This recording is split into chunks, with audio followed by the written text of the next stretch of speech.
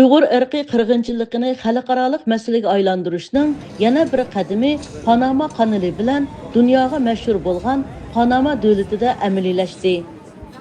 Uyg'ur harakati tashkilotining raisi Roshan Abbos xonim va Uyg'ur tadqiqot markazining direktori Abdulhakim Idris apandilar Muborak Ramazonning o'ttirlari bu davlatda muhim ziyoratda bo'lib, Panamaning davlat arboblari, tadqiqotchilari, olimlari, muxbirlari va universitetlarning o'quvchilariga Sharqiy Turkistonda davom qilayotgan Xitoy qirg'inchiligidan ma'lumotlar berdi.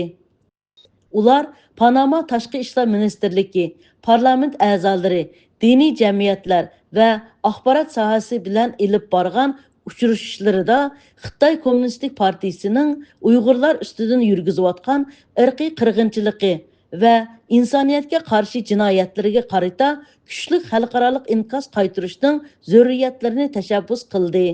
As you see the partial in the film, ever since my sister's detection and my husband's entire family went missing, we have been...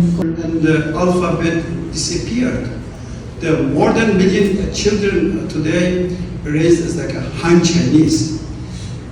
Panamadagi faoliyatlari asnosida ular Amerikaning Panamadagi elchixonasi bilan Kolon madaniyat markazi, Panama Amerika markazi va Isthmus universitetining hamkorligida mukofotga erishgan Hadamni izlab nomli hujjatli filmni ko'rsatib, Xitoy Kommunistik partiyasining qirg'inchilik mexanizmini, ya'ni kollektiv tutqun qilish, qamoqqa elish, davlat tarafidan majburiy emgakka selish, diniy e'tiqodni dafsanda qilish, sistemlik madaniyat qirg'inchiligi yurgizish qatorliq jinoyatlarini keng ko'lamda tunishtirdi. Roshan Abbos xonim va Abdulhakim Idris apandilarning Panamadagi faoliyatlari axborot sohasining kuchli qiziqishini qo'zg'adi. Panamadagi dongliq gazetlar bosh sahifasida Uyg'urlarning kurash bilan o'tgan hayotiy temasi ostida maqola e'lon qildi. Bu maqolalarda Roshan Abbos xonimning Uyg'ur harakati tashkiloti Tiz Pükmez bir Uyg'urning erkinlik yo'lidagi ko'rishi nomli asari va Hadamni izlab nomli hujjatli filmlar asosida Uyg'urlar uchrayotgan ig'ir zulmlar bayon qilindi. Ularning bu qatimqi Panama safarining oxirgi nuqtasi mashhur Panama kanalini ziyorat qilish bo'ldi.